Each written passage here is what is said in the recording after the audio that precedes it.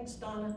Um, so our situation was a little different. I'll give you a little bit of background. My mom and dad were living in a patio home and life was good. I had one brother who went and lived with them because he was in between places, and once he was there, he realized, ooh, they need a little more help than what they're letting on, and they wanted him to stay. So he was already living with them. It was temporary, but it had been several years, and so that was all working out. We first noticed Dad had some memory issues in early 2014, but it was very slow progressing and very manageable. And frankly, we realized later Mom was covering for him a lot, telling us things were fine and he was getting lost and she wasn't sharing that, and his driving ability was not what it needed to be. So we were all kind of on guard then and having conversations. We'd had that hard conversation about, nope, you can't drive anymore, Dad. And this was especially hard for him. He made his living driving before he retired. He was a truck driver. He taught us all to drive, and that was his thing, and he was great at it. So to take that away from him, that was tough. But he adjusted. Of course, Mother drove then, and then he critiqued everything she did and told her everything she did wrong.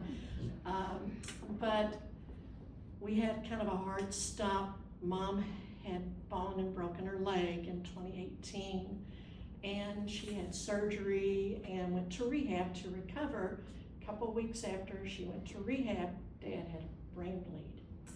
And so he had surgery. We got him in the same rehab place.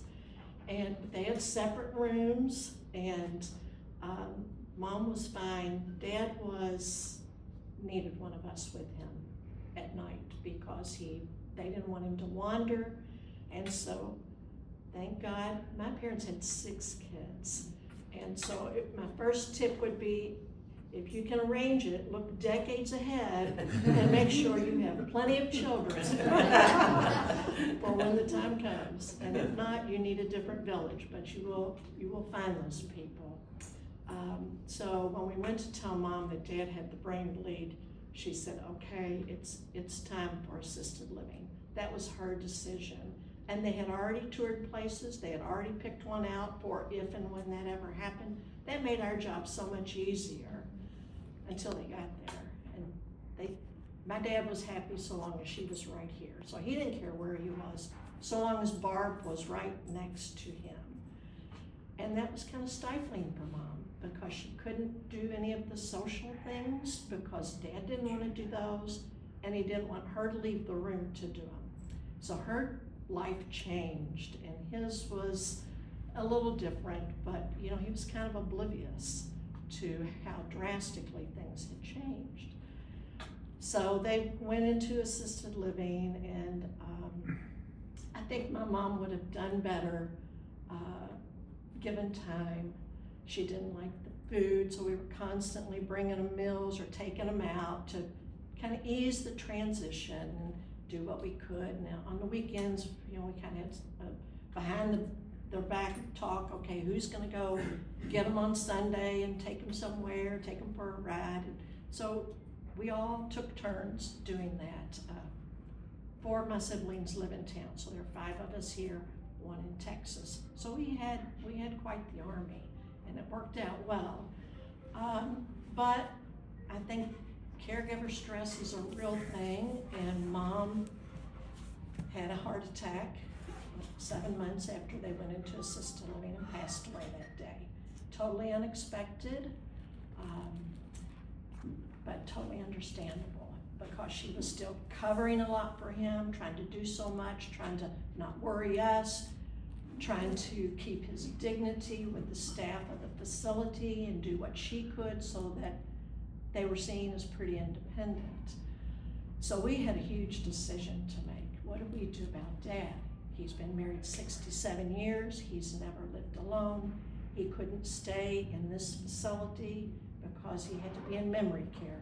he never wandered while he was with Mom because he wasn't letting her out of his sight.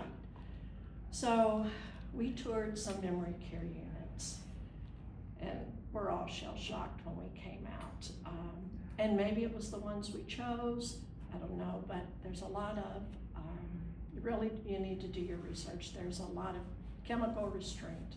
They don't have enough staff to adequately care for the patients, so they're medicated. And we did not want that for our dad. We felt like he still had plenty of life ahead of him, even if cognitively he wasn't all there. So after touring one of them, we stood outside, and my brother Chris, who lived with my parents prior to them going to assisted living, he said, what if I take him back home? Because we still had their patio home. The irony is, Mom said, we're keeping that because when your dad goes, I'm moving back there. But she was the first to go. And Chris said, let me try it for 6 months. He was self-employed. He could take a break from that. He would be the caregiver. He said, all I ask is somebody come relieve me every day for a few hours so I can have a mental health break. I'll go ride my bike, I'll run errands, I'll swim. He's very active. So we agreed. We moved Dad home, and honestly, the first year was probably the hardest transition. I'd say the first 6 months. That was his home for years, but he didn't recognize it as such. And all of a sudden we're back there, and he's like, where are we? When are we going home? And it was kind of comical, because some days he'd look around and he goes, this is a pretty nice place.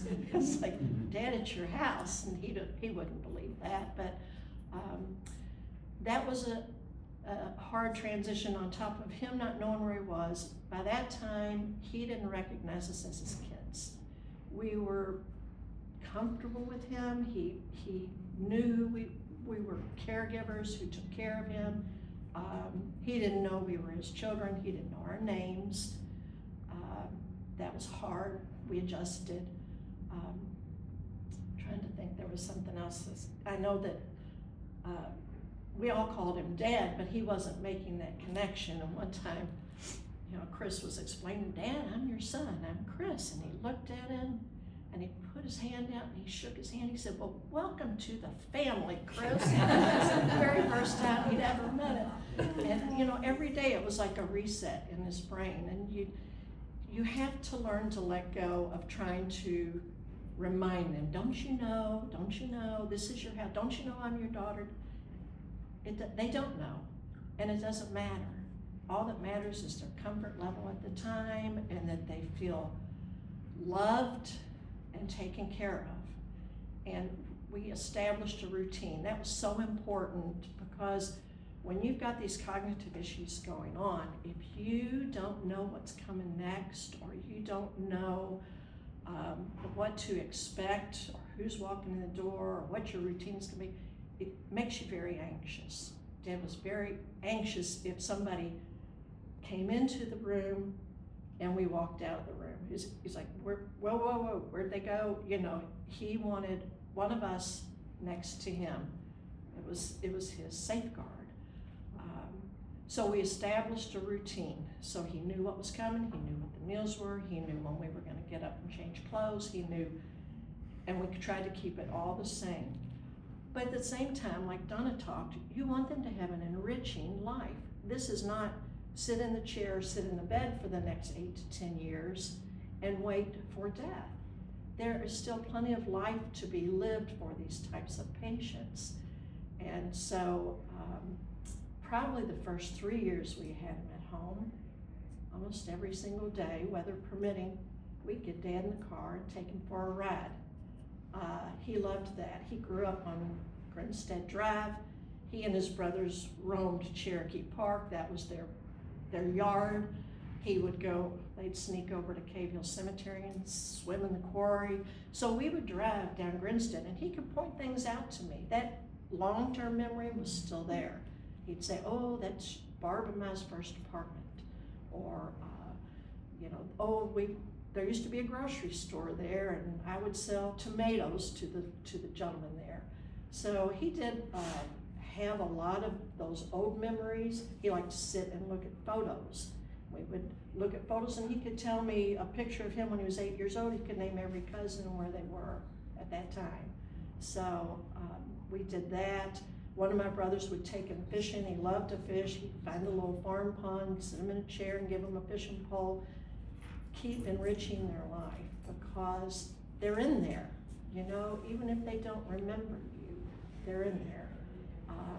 And I think that helped him to live as long as he did with Alzheimer's.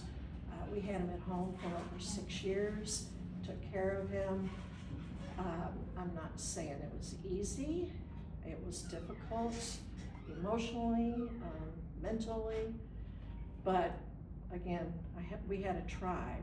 So we worked out a schedule that every weekend Chris got a 6-hour break on Saturday and a 6-hour break on Sunday. So every weekend, every other weekend I was there, either Saturday or Sunday. And then during the week, one of us was there every day for at least 4 hours so he could get out. We had an elaborate schedule. We used an online scheduling app called Cozy that was great. We could all just pull it up and see. And before we would make the schedule 2 weeks out, we would say, well, you know, are you going on vacation? What appointments do you have? Where do you want to be? Where do you want to be plugged in? And we worked together and made it work. Did we all contribute the same amount of time and effort? No. Some of us were still working, some of us weren't. But we didn't care. We wanted it to happen for him, and it did. And we all made sacrifices, and we all cooked for him. If you had weekend duty, then you brought a meal that was going to feed him at least twice. Chris became very proficient at freezing portion size servings of soup or meatloaf and mashed potatoes, and so we all cooked. Chris, I referred to him during this time as Saint Chris. Honestly, he was awesome. I love your story. Yeah. I love that their family got along and did that together. Isn't that beautiful? Because usually everybody's fighting, or you know, one person doesn't want to help and all that. I just was inspired by the way your family handled it. I know it's close to the end. Does anybody? Oh, before you do leave, I want to leave time for questions for a minute. But on the way out, if you haven't signed in for the J, make sure you sign that sheet. I also have a guest book that everywhere I go, I've been having people sign. If you want to sign that, there's also bookmarks and postcards and things back there to pick up if you want. Okay. But do any of you have any questions?